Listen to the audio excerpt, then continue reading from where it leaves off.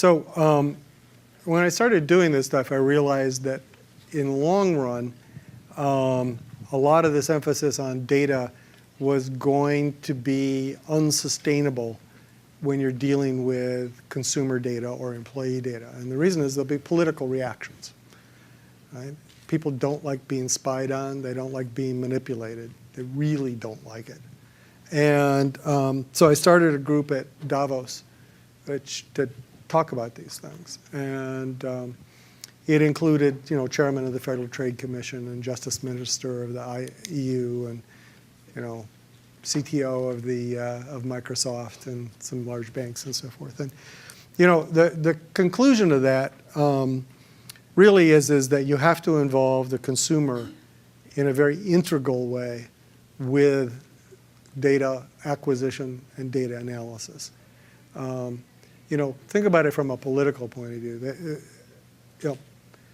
People regard data about them as something that they own, and the politics of that are also aligned in that direction. What that means as a practical matter is that corporations have to offer value to customers and transparency, so informed consent for customers.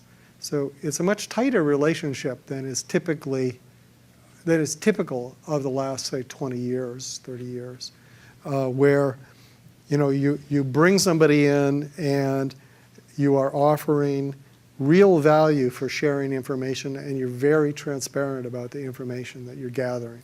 So they know what they're getting for what value. And you're not reselling data except on their behalf with their knowledge and their agreement, okay? I mean, those are going to be the rules of the road. You see this already in the Consumer Privacy Bill of Rights here. It's more explicit in Europe in their data protection acts.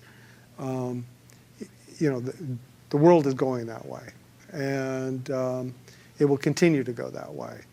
So it's a new way of configuring things than what you're usually used to think about, because you've brought another person into the discussion, and that's the consumer, into data acquisition, data analysis, data use.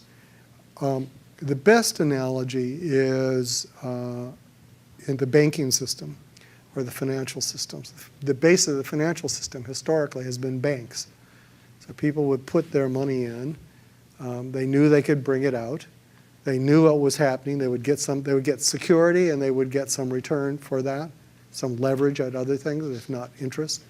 And then what the bank would do is make money off of that in various ways that were pretty clearly delineated and audited by government. And think about it that way. People give you a license to use their data, and they can pull it back. They can say, no, I don't want to do this anymore.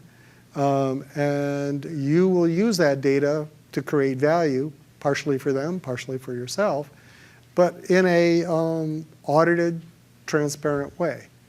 And I think that's the way that the world is moving.